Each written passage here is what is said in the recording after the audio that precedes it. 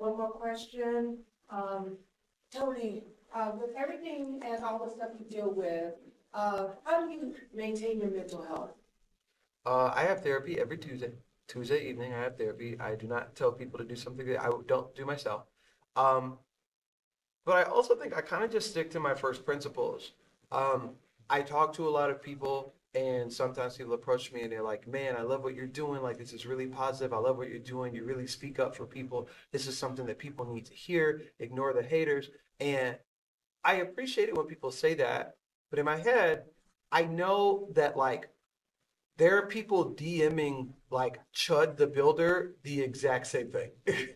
DMing like the worst, like most sinister people that you can think of, the exact same thing.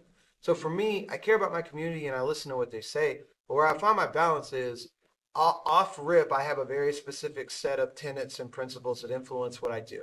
Do I feel like I'm being intellectually honest, disciplined, and moving in accordance with my core principles? And if the answer is yes, then I feel like I'm doing well. And anybody can yell at me and say something else, but if I can always look back at my core principles and know I am executing on what I feel is right, then nothing else can really shake me. All right, this is for our final question. Oh, I have to pick? Well, Yes. I'll do my friend here. But, yeah.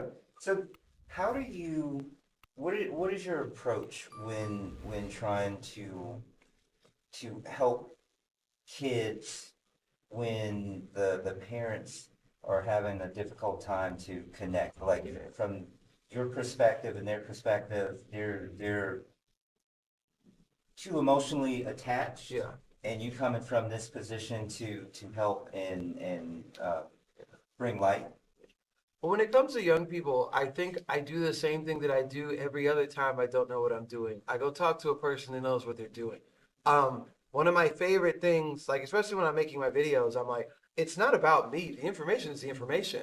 The history is the history. The data is the data. And luckily for education and youth mental health, we have a significant amount of data about what works, about what creates change, and about kind of what specific behaviors can move a kid in the right direction when it comes to their own mental health. So for me, I live in the data. I'm like, what does the data say? What do the researchers say? What do the psychologists say? And on my team, we have like mental health professionals. We have educators that have like master's degrees that are rooted in pedagogy that are trying to create that growth. I go to the experts, I consult the experts, and then I mix a little bit of my lived experience in there. But I always consult with the experts on whatever I have to make sure that I'm not moving something in an incorrect place. So data, the way that I think about it is I like data kind of allows you to tap into the avatar state. I don't have to just worry about what my own personal capacity is. I can look at the research knowledge and findings of every other scholar that has come before me. And I pull all of that in and then I add my part and do my thing. And it makes me confident that our solutions will work. And Tony, can you provide your social media platforms and handles for anyone who is watching getting their content to know how to follow you? I'm at Tony Weaver Jr. on all platforms. And that's the end of our interview. Tony, are you willing to do photos with our press outlets? Yeah, that's fine. All right, everybody, if we can head over to the wall over here.